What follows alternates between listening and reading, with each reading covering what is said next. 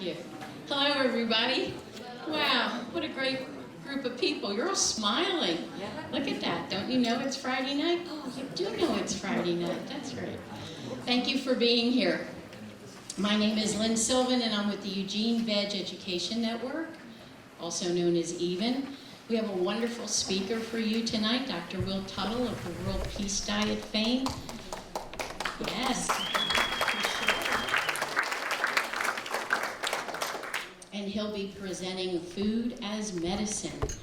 Robert, our webmaster, and I want to remember to thank the Eugene Faith Center for their cooperation.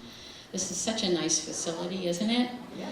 And for their ongoing assistance in setting this up. They're very adept AV people in the back and their tech crew. Also want to thank Kelly Lyons for her professional videography. I'm glad that she's here, so you'll eventually see yourselves, or at least the backs of your heads, on YouTube. And I want to thank Organically Grown for that great, big, beautiful box of organic apples over there. Help yourself. I think this is, I counted quickly, but I think this is the 340th event that EVEN has sponsored or accomplished or conducted in, thank you.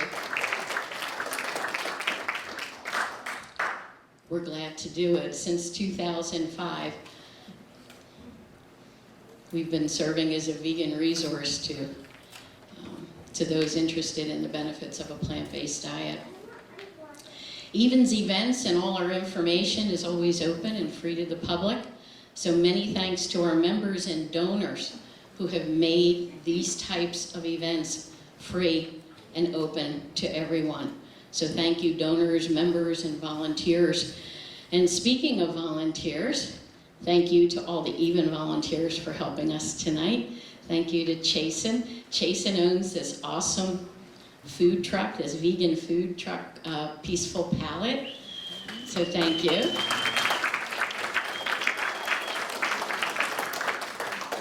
And he offers incredibly delicious food. And we also would like to thank Dr. Janice Stanger. Where are you, Janice? There she is in the back. And Kim. Over at this table, we got Kim and Linda, our long-term vegans and even volunteers. If you want to receive invitations and news and information and mailings from us, then all you have to do is go over to that table and put your name on our mail list. And it's free, there's nothing to join, there's no registration, there's no passwords, there's no membership. Neatly. Pardon me? And print neatly. And print neatly. Yes, please print neatly. Otherwise you won't be getting anything from us. It'll go out into cyberspace. So Will's World Peace Diet book will be on sale after the presentation, as will these beautiful paintings that Madeleine has done. Remember to visit eugeneveg.org. We are a vegan education and outreach group since 2005. This is what we've been doing. If you have any questions, just let us know. If you need anything, you need nutritional information or recipes or books or whatever it is you need, hopefully EVEN can help you with that. And with respect to our speaker tonight and to your fellow attendees, could you please silence your phones for the duration of the lecture? Although I think you probably already have thought to do that. So thank you. Dr. Will Tuttle is an educator, a composer, a pianist, and a writer. Author of international bestseller book, The World Peace Diet, published now in 16 languages.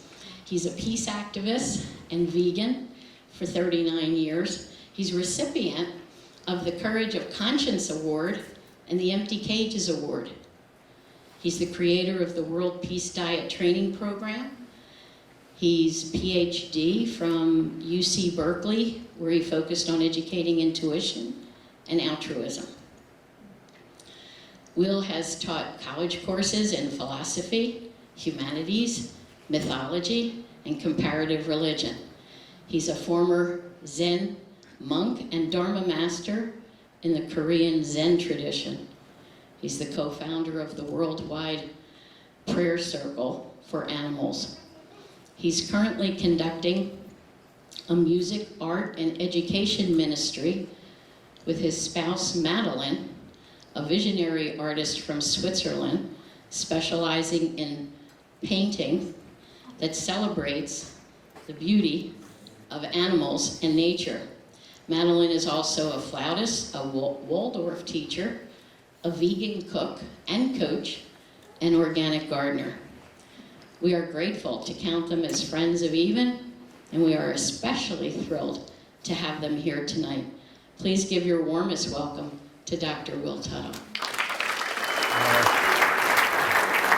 Thank you.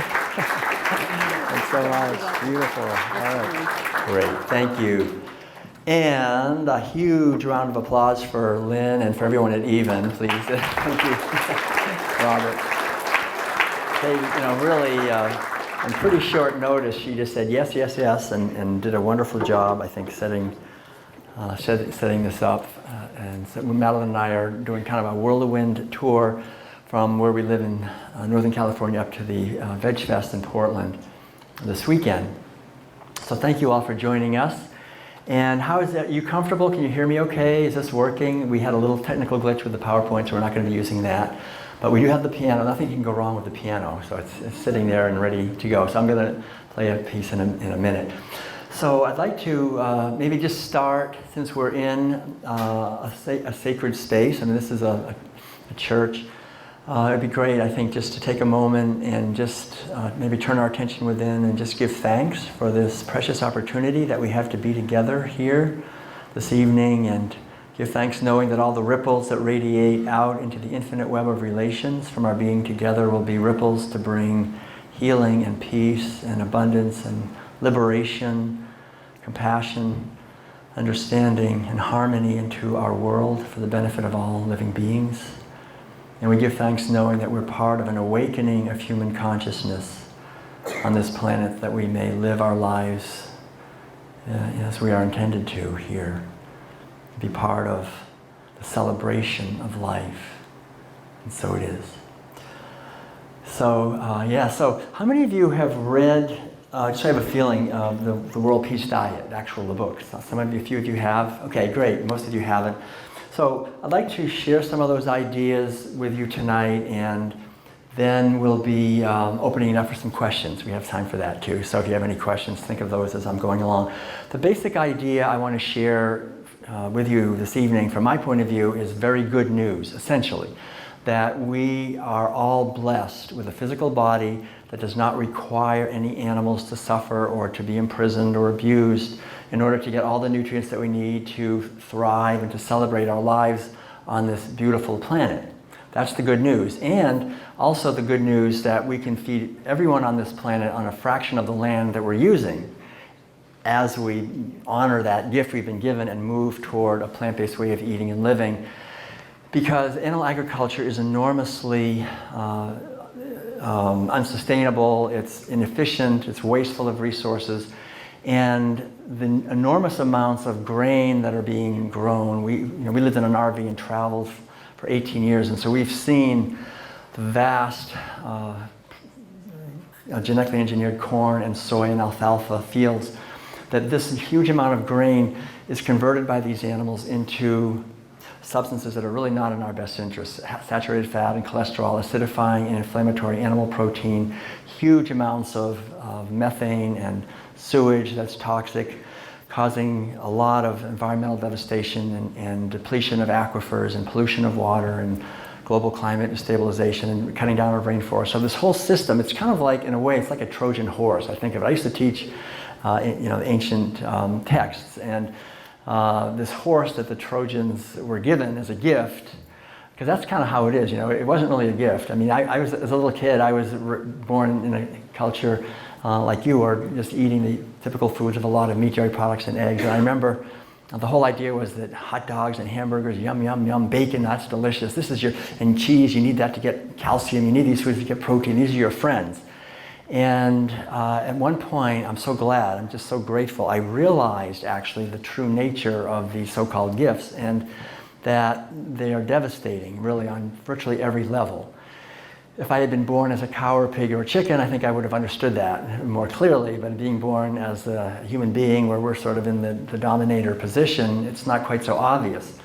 So again, the main message here is a message of good news that we can feed everyone on a fraction of the land and the water and the resources and the petroleum and so forth, and we can be a lot healthier. The problem, of course, is that eating food is enormously binding to our society. It's, anthropologists understand that every society transmits its values from generation to generation through the language, through the culture, through the rituals and so forth. And really the main ritual is really the rituals are the main way actually that attitudes are transferred. The main ritual in every society are meals. When people sit down and eat food, we're not just eating food, we're eating a whole range of attitudes about our relationship with animals, with nature, with each other, with the cosmos. And so, again, what I'm saying is that the underlying attitudes of animal agriculture are also harmful to us. In other words, the practice of animal agriculture, actually cutting down, like we're cutting down rainforests, used to be about an acre per second. I used to get up and yell and scream, we're cutting down rainforests at an acre per second. Now it's 4 acres per second, right? Now this new administration in Brazil. But we're just destroying the lungs of the earth, the ecosystems. So animal agriculture in the outer practice is devastating to our health, to our physical health, our environmental health, our cultural health.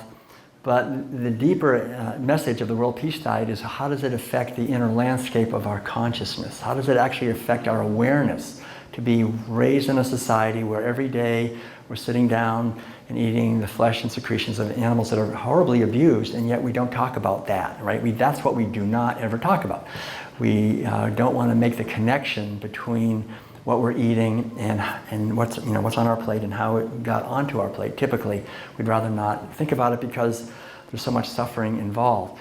So again, the good news is, and we see it actually, Madeleine and I, because the World Peace Diet has been translated now into all these languages, we're traveling quite a bit and we're going a lot to other cultures as well, a lot to China, a lot to Asia actually, a lot to Korea and Singapore and Vietnam and Australia, New Zealand, as well as Europe and Asia and, Middle East and Africa. And wherever we go, quite honestly, we are seeing this movement growing. In some cases dramatically, especially in Eastern Europe, quite a few different places.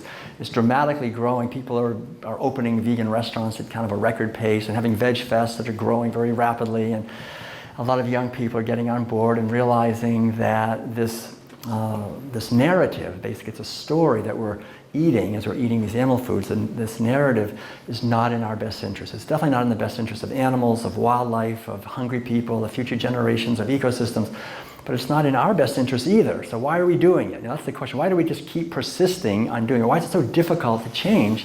And that's because, as I said, food is the primary way that we are indoctrinated into our society.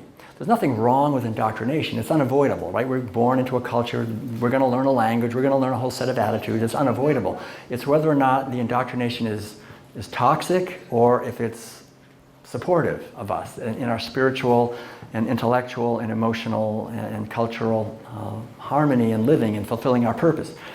So the key, I think, really is to look at ourselves as human beings who are consciously aware and realize that we only are on this planet for a few decades, right? We're not here that long. It goes by very fast. I remember reading not too long ago, they interviewed the oldest living person, a woman, 118 years old, and they said, gosh, what's it like to be 118 years old? And she said, it sure went by awful fast. So it goes by quickly. I remember not too long ago, it seemed like not too long ago, I was just in my early 20s, and I took a course in Chinese. And the teacher she was great. She was from China, and she said, if you ever go to China, China is a country that honors the elders. So if you try to tell people something and you act like you're some kind of authority about something, and you're not 60 years old, they'll just laugh at you. You're still wet behind the ears. You don't really know anything. So it was really great for me because a few years ago when I was in China, I was giving a lecture to a few hundred people, and I said, now you have to listen to me because I am 60 years old. And they said, well, you don't look like you're 60. But the funny thing is that I remember when she told me that, way back when I was in my earlier mid-20s, I remember thinking, 60? I'll never be 60. That's impossible. I can't imagine being that old. So the whole idea, the point I'm making is that our life goes by very quickly, and how do we live our life? How do we live our life with authenticity, with meaning? How do we fulfill our purpose on this earth for this short time we're here? And what is our purpose? And I think one of the things I've realized is that since we're raised in a society that routinely steals the purposes of millions of beings every day, that's what we do, that's what we're essentially defined by, we as a society tend to lose our purpose. We don't really know what our purpose is. Most people think that our purpose is to somehow consume skillfully so that we're comfortable and have more than other people. Then we've lived a life well lived, right? That's kind of the story, that's the narrative that pervades our programming, this consumerist mentality, because it's based on this consumption of violence and domination, exploitation and oppression of animals and ecosystems. So this is so pervasive, and that's the thing, it's invisible, because most of us have no idea that we live in a herding culture, right? If I say we live in a herding culture, if somebody had told me that, maybe 10 or 20 years ago, I would have said, no. We live in a computerized, industrialized, modern society. But the truth is, it is a herding society. It's just that the herding is now mechanized and industrialized, and it doesn't take as many people. And the animals are basically stuck away in these stinking sheds by the thousands or by the tens of thousands, where we don't see them hardly at all. Maybe we see some cows now and then, but for the most part we don't see most of the animals, and so it's kind of invisible, but it's everywhere, right? You go into any home, anywhere, you open up the refrigerator, go to any restaurant, go to virtually any building, you'll find the flesh of animals in there somewhere, and the main bonding ritual, we're sitting down and eating that stuff. So we're not just taking out our wallets, because this is, I can't take my wallet because wait, now I can. This is the voting booth, right? These are ballots. When we vote for something, these votes get counted. I'm not sure about the other votes anymore, but these votes do get counted. And so if we're voting for animal foods, we're basically telling a system, stab another animal, right? Cut down more rainforest.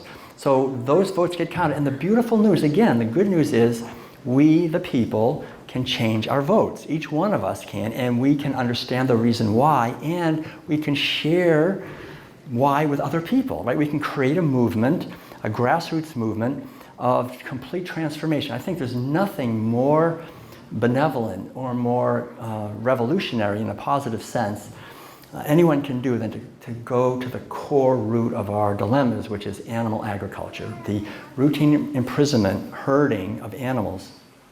Now the herding is just so mechanized, it's hyper-confinement, but basically, and just say no to that. I'm not going to participate in that, and say yes to something else. And what we say yes to is the wonderful type of agriculture that's available to us, organic, I think as much as possible, supporting local people, and whole foods.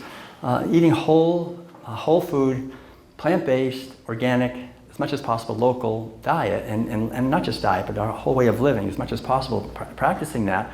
It's really a foundation for health for us as individuals.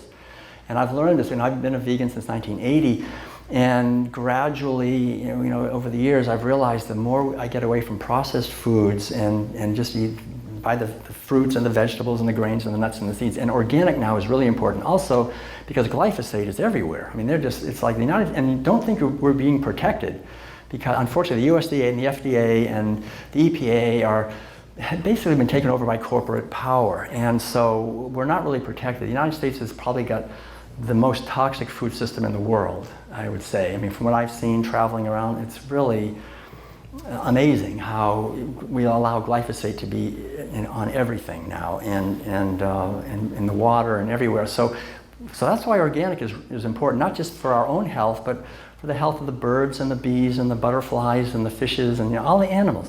To try to the best we can to see the connections, to see the interconnections, and realize that food is our most intimate connection with nature and with animals and with our society. And so if we are able to make the connection with food and then expand from there, it creates a foundation of health for everyone. So that's the underlying idea. And then to go, I think, a little more deeply, I'll talk, maybe actually, I think, what I'll do before I go into, I was going to launch into this other thing about community, but before I do that, I'd like to play a piece of music on the piano, if you don't mind. So, thank you. So I'll go ahead and play a piece here, because we have this wonderful piano, and then Madeleine is going to join me on a piece, probably 2 short pieces on the silver flute. So we'll do a little musical interlude, so you don't get tired of hearing all these ideas being thrown at you. And then I'll talk a little bit more about a couple of the other main points I'd like to make, and then we can open it up for your whatever questions you have, and we can have a discussion. Because there's so much, it's a huge subject. I mean, the World Peace Diet is an audio book, it's 13 and a half hours long, and believe me, I could definitely stand here and talk 13 and a half hours. It's huge. Animal agriculture touches everything. Economics and politics and health and religion and science, I mean, everything. But we're just going to try to focus on what you're most interested in. So this is a piece of music. We have quite a few CDs out. I've been composing music now for, I don't know, about 50 years. And so this is a piece that I just like playing a lot. It's called Dance for the Arctic Moon, partly because for me it's dedicated to the sacred feminine. And I think a lot of animal agriculture, or the main things that it harms, unfortunately, is the feminine dimension of consciousness. I refer to that in the World Peace Diet as Sophia. Sophia was the ancient Greek goddess of wisdom. It represents, I think, the sacred feminine awareness within women that yearns to love and protect and nurture life and babies and the family. But men also have this feminine dimension of wisdom. And so I think the moon, in many cultures, is a symbol of the sacred feminine, also of spiritual awakening. And then the north of the 4 directions in a lot of indigenous traditions is the direction of going within, just turning our attention within. So this is a piece called Dance for the Arctic Moon, and dedicated to the sacred feminine within all of us. And I think really what we're talking about with the vegan movement is the resurrection of the sacred feminine within our society, connecting with the basic energy of caring about others, caring about the earth, caring about animals and all living beings. And so I just invite you, as you're listening, to perhaps let the music take you on a journey and dedicate this to the healing of all of our relations. Enjoy.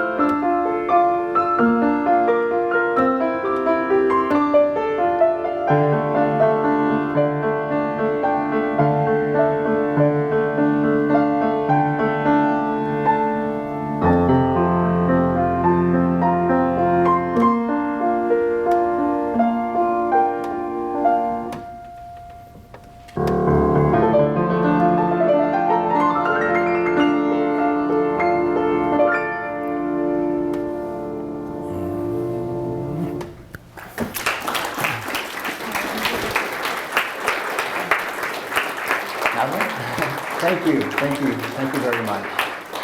Thank you so much. So let's have a hand for Madeleine. She's going to join me on a couple of pieces here on the silver flute. And the first piece we'll play is inspired where we live. Actually, we're looking out over a lake, and sometimes the geese come, these white geese, and it's just so beautiful to see them, how they fly together in harmony. So this is called Geese Soaring Beyond, Gliding Beyond. It's from an album that just came out, and dedicated to the harmony that we see in nature. Enjoy.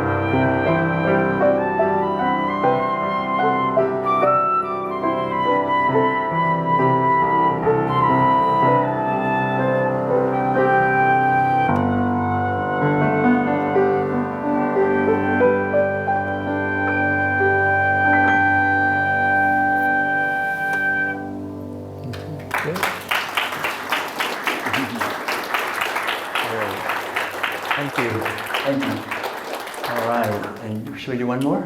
Yes? Okay, this is a piece we call the dancing piece. Dancing of space. Dance of space. Yeah. Okay, thanks.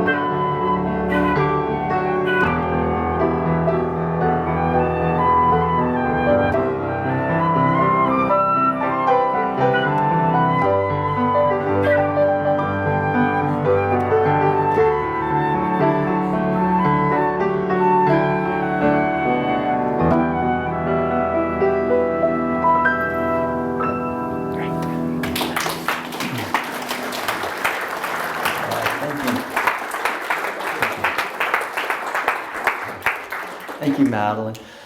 All right, so again, just to say just a few more things. The main idea here is the power that we have as individuals and the power of community, right? These are the two great powers in many ways in the human world.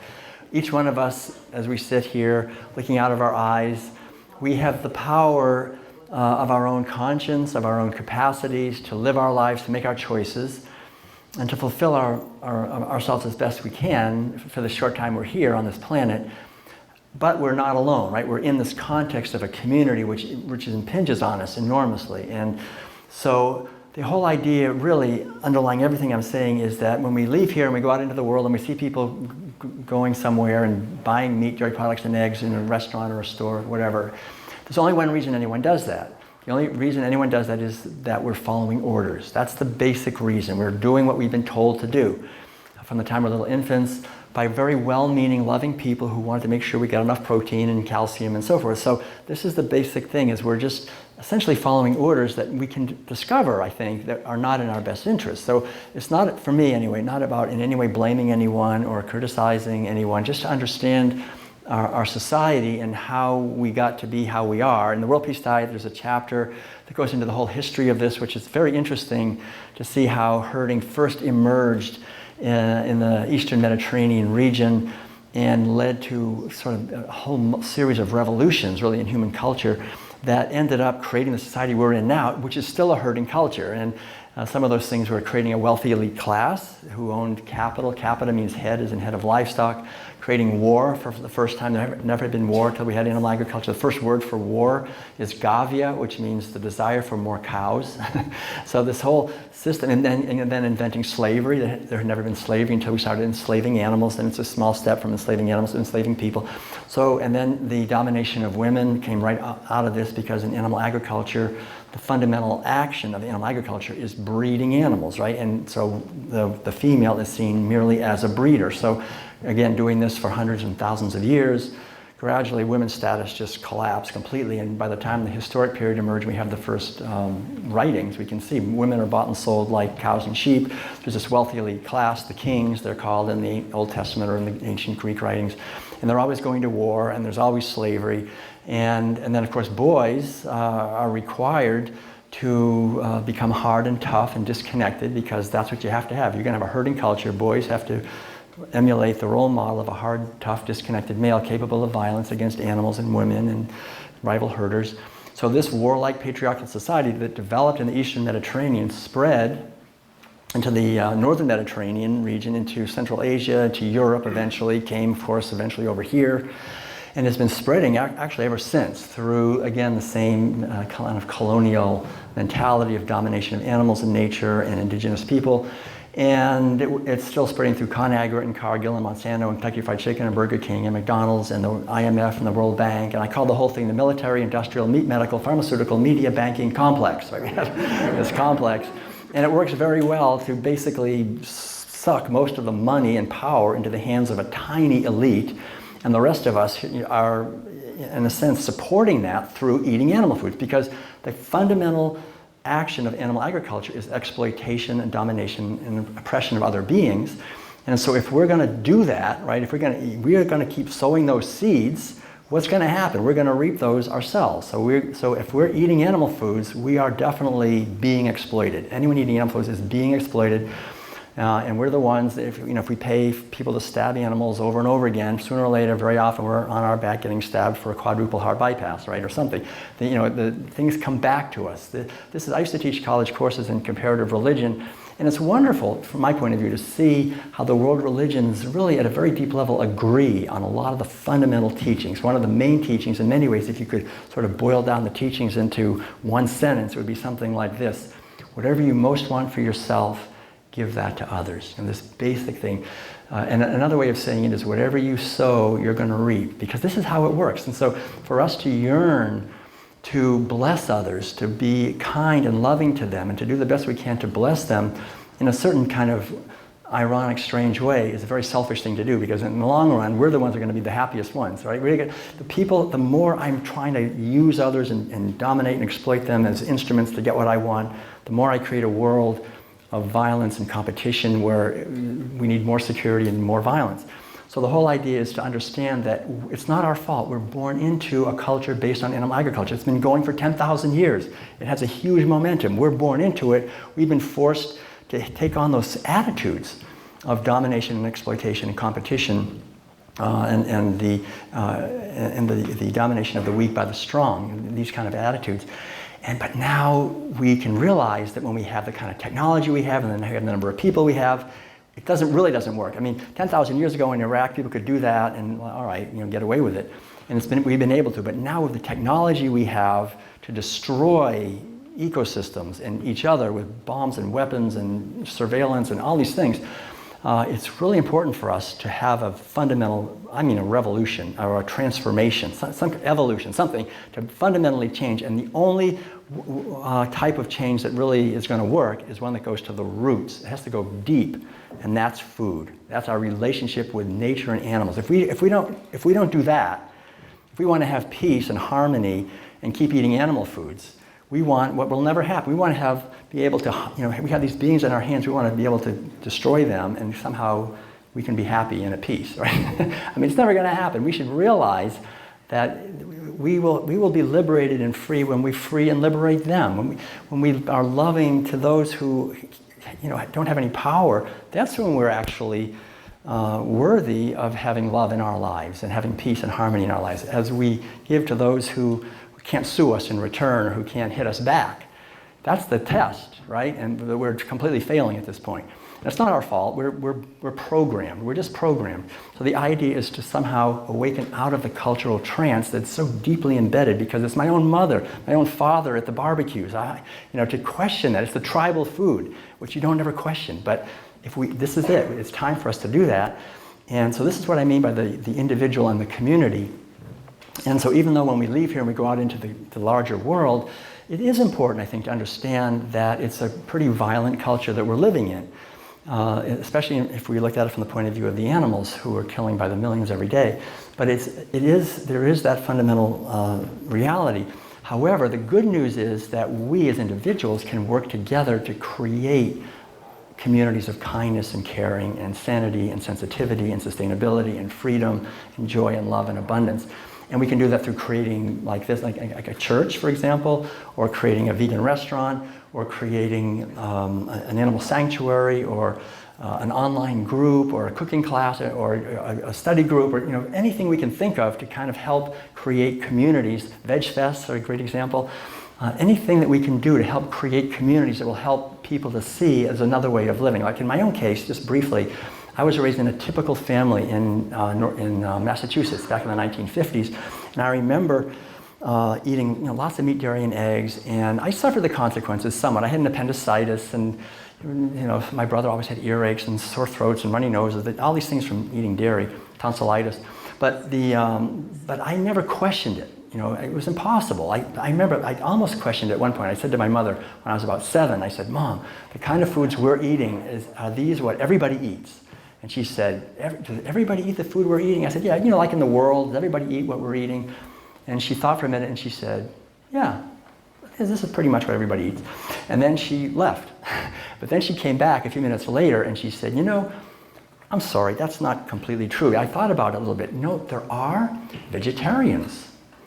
And I was at that age when I liked learning new words, especially if they were kind of long, like vegetarian. Woohoo, like, what's a vegetarian? I was kind of excited, what's a vegetarian? And because I'd never heard that at all. And she thought for a minute and she said, don't worry about it, you're never going to meet one. She said, "I've never met one. I don't know where they get their protein." So in my young mind, I was thinking, wow, these vegetarians are really rare. My mother, who's so old, she's never even seen one. And not only that, they don't get enough protein. They must be just dragging themselves through the mud, begging for protein, weak, and I'm so miserable. I'm so glad I'm not a vegetarian. That must be the worst thing, be a vegetarian. Terrible. I'm so glad we weren't vegetarians. It sounded horrible. So my mother was right. I never heard the word again. That was the end of it. That was totally the end of it. But I had a few things I'll just mention briefly. I remember when I was about 13, 14 years old, for a few years, my brother and I went away to the summer camp in Vermont that was nestled in the Green Mountains of Vermont, and had affiliated with that camp was this little dairy farm, right? One of those little farms where only good things ever happen. It's all good, good, good. But I remember learning to catch my own chicken every year. You know, I could catch your chicken, and I remember holding her down and they taught me how to have my axe and how to, you know, cut her head off, put her through the scalding tank. And then we would eat the chickens. That was kind of the, you know, the coming of age ritual. You're a boy, now you're a man. You can kill your own chicken. But I remember as 13 years old, I didn't like doing it, but I have to say I had no problem doing it. I had no problem. I knew, the whole narrative, I've been eating that narrative 3 times a day for 13 years. I knew beyond the shadow of a doubt God gave us certain animals to eat. They don't have a soul, they taste good, and they're infinitely inferior to us. And if we don't eat them, we're definitely going to die within 24 hours of a protein deficiency. You know, so I knew, you know, this is what we have to do. This is how God set it up. It was that kind of idea. It was like sort of ordained. This is the system, and you don't question it, just do it. And so I also learned a lot because every year there was not many cows, just a few cows on this dairy, but every year we would kill one. And I learned, I could see it, you know, and they weren't old. They were always about 4 years old, 4 or 5, maybe 5 years old. And he would always explain, now her production's declining, so now you can't use it for milk anymore, so we're going to use it for meat. And we would actually put a gun to her head and just like, we'd usually take a few shots and she'd finally collapse.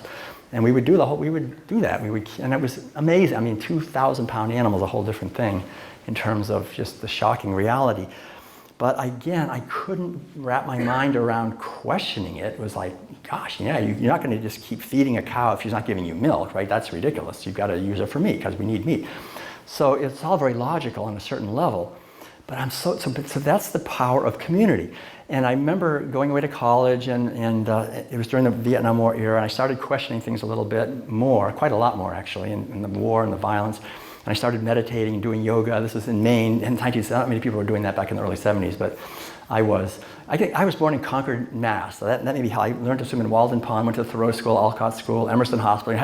I fell in love with the Transcendentalists, actually, and then through the Eastern religion. But anyway, my brother and I decided to leave home right after college and come to California. So we wanted to find cosmic consciousness, we thought. So anyway, this was 1975. We got as far as Buffalo. And then in Buffalo, after about like 2 months it took us to get to Buffalo, then we headed south. We actually walked all the way to Alabama. But on the way, we went through Tennessee, and there was a community there called The Farm. In 1975. In 1975, The Farm was the largest hippie commune in the world. There was almost 1,000 people, about 900 people were living there, and they were all vegetarians. They said, we're vegetarians. And what we would call them today is vegans, because they didn't eat meat or dairy or eggs, and they did it basically for ethical reasons. And they had about 200 children that were vegan from birth, and they were all thriving. So my whole thing about the vegetarians, being sick, it was like obviously not true. They were energetic and creative and happy and making a whole thing down there.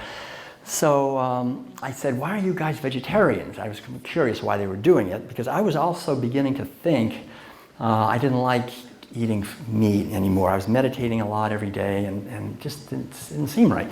And they said, well, do you know that most of the food we're growing, we're feeding to animals while people are starving?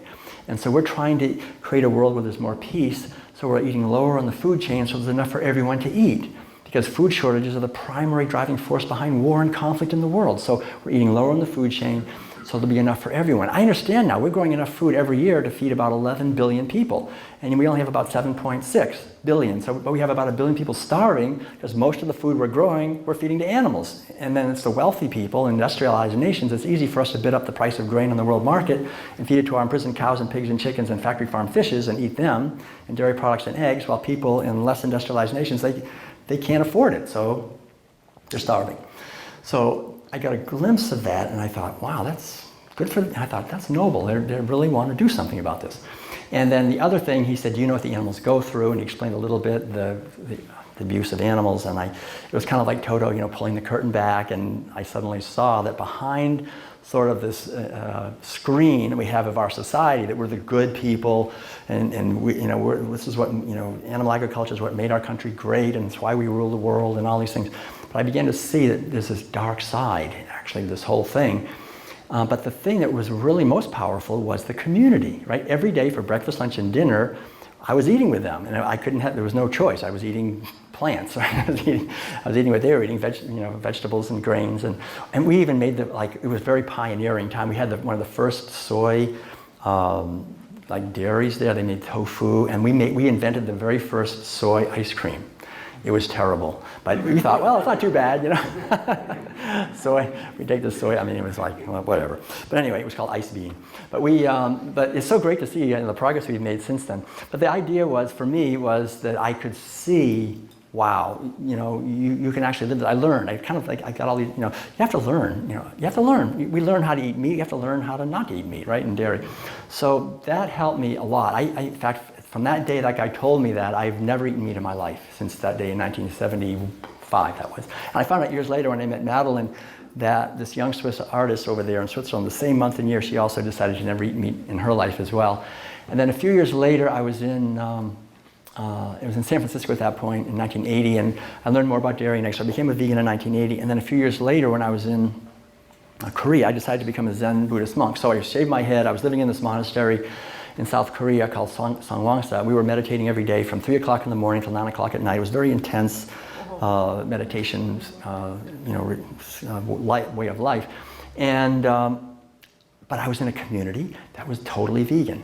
And they didn't talk about it. We didn't talk really about anything. It was pretty much a silence the whole time. But basically, this community, they didn't eat meat, dairy, eggs, no wool, no silk, no leather, no fur, no killing insects. You know, it was really like ahimsa. You know, ahimsa is non-violence, non-harmfulness. Practice ahimsa. And because the whole idea is if we practice ahimsa, not only will our meditation be deeper, but we can create a more harmonious world, a more harmonious society. And they had been practicing this vegan living for 800 years, since the 1200s in this monastery when they started.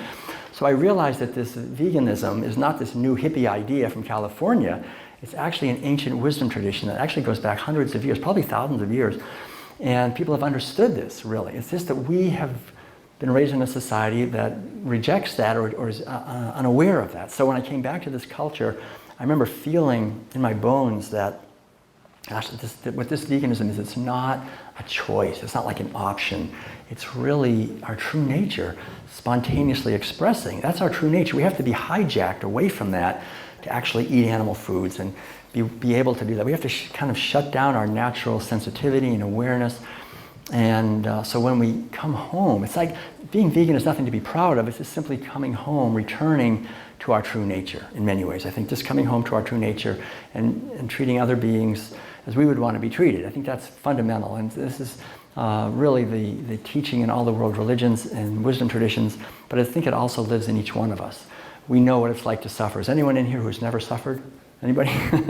Right? We've all suffered. We know what it's like. We wouldn't, if someone came in and started hurting an animal or something, we would try to stop. We know what it's like to suffer. So the whole idea, I think, in this movement that we're seeing, the vegan movement, is essentially to live these essential teachings that live inside all of us, to bring our life into alignment with our values and create communities that reflect our values as best we can, to create those communities. Each one of us, and I think each one of you as individuals sitting here, you have unique capacities and talents and abilities and skills that you can bring to this. And I think for the few years we're on this planet, there's really no greater gift we can give to our loved ones, to humanity, to the whole web of life, and to ourselves, than to find our way to contribute to this movement. There's something we can do to help awaken, not to do it with anger and condemnation. You know, when people are wounded, you don't have to kick them again, right? I mean, the idea is love. If veganism is love, if you had to essentially boil it down to one thing, it's loving kindness and caring for other beings and for the whole web of life that we're part of. So I think our activism also comes from the same kind of awareness, that we can create a field of love and communities based on kindness and caring and compassion and awareness, and be grateful that we have another day every day to do something, right? Every day we have another day, we have another gift. Every day is a gift that we can somehow awaken a little bit more, we can somehow contribute something and make the world a little bit better, because we never know when our last day will be. And so every day, that's my feeling, is a precious opportunity. And so the underlying idea in all of this is to look at animal agriculture and also our life here from a deeper perspective and realize that our natural intelligence is awakening, that the basic idea in animal agriculture But I said earlier, when we were sitting at a meal with meat, dairy products, and eggs, is don't make the connection. I have a PhD in education. Intelligence is the capacity to make connections. And the definition of intelligence is the capacity to make relevant connections and respond to feedback. If we are eating animal-based foods, unfortunately, we're raised in a society where we're taught at a very deep primal level, ritualistically, don't make the connections, don't make the connections. And so it's basically eroded, unfortunately, it's eroded our intelligence, our cultural intelligence, our individual, cognitive, emotional intelligence, spiritual intelligence. So the whole idea is, as individuals, to do what we can to regain our intelligence, which means make the connections. Make the connections. That's what intelligence is. Consciously make an effort to make the connections, look deeply, care deeply, feel deeply, listen deeply. So you hear the cries of the cow in the burger. What do we hear? What do we see? To look deeply and regain our intelligence back again. And then reawaken the sacred feminine within us that cares. And to come home to the sense that no being is an object to be sold by the pound. Right? We sell billions of animals by the pound. Can you imagine how unbelievably barbaric that is? If a more powerful, some kind of species came here and thought we taste delicious and started selling us by the pound, and I'd say, well, you can't sell me by the pound. I mean, I can play the piano. No, that doesn't matter. We don't care about that. Well, you taste good. We would think that species is incredibly stupid, right? They don't see that we're individuals and that we have purposes and that we can feel, and but that's how we're acting. Not because we choose to, but because we're programmed to do this. And thus we, as Einstein said, we drift toward unparalleled catastrophe. We're drifting into extinction, and we won't know why it happened if we continue animal agriculture, because it's the most devastating thing to the outer world, but it shuts down our capacity to respond to the situation with intelligence, with sensitivity, with awareness. So this awakening that is happening, it's very precious. And each one of us can kind of blow on the flame and inside of us and nurture that flame of kindness and caring a little bit every day. And I think as we do that, we help spread it beyond our own borders, our own personal borders, and help to make a movement of kindness and compassion and sensitivity and health, really. Because the great thing is, as we do this, we find our physical health really improving. And that's, I'll just close with this idea because I think it's important. Some people say, well, I'm a vegan for animal rights. And some people say, oh, I'm a vegan because I want to be healthy. And people say, well, you want to be healthy, that's a much lower, that's selfish, and it's not as high of a motivation. But really, being healthy, that's a very loving thing. The more healthy we are, the better it is for everybody around us, right? It's really very important for us to take responsibility for our health. And don't think that we should just tell doctors, like, I talk to doctors all the time, they say, yeah, it's really hard because when someone comes in here, they're eating terribly, they're thinking terrible thoughts, they're not exercising, and they want me to fix them, right? We want to put our health in somebody else's hands. It should be in our hands. And the great thing is that it's well understood now, this is very well understood, that eating a whole food, organic, plant-based diet creates a biochemistry foundation of really good health. The hospitals are being filled up by people who are eating meat, dairy products, and eggs, and leading to heart disease and liver disease and kidney disease and breast, prostate, and colon cancer and dementia and osteoporosis and diabetes and obesity. We're filling up our hospitals and making the pharmaceutical industries very wealthy are those things. So to be aware of that, I'm so happy that I didn't do it for my own health, but it's been like an amazing gift health-wise. And in general, people who eat a healthy plant-based diet have far, far lower risk of the diseases and give profit. You don't give so many profits to the pharmaceutical industry, which I think is a very bodhisattva thing to do. Just don't give your money to them. Give your money to people who are organically growing food and trying to heal the world. So I'm going to stop right here. Thank you all so much for being here and for what you're doing. Really appreciate it. Thank you so much. Thank you. Thank you. Thank you so much. Thank you.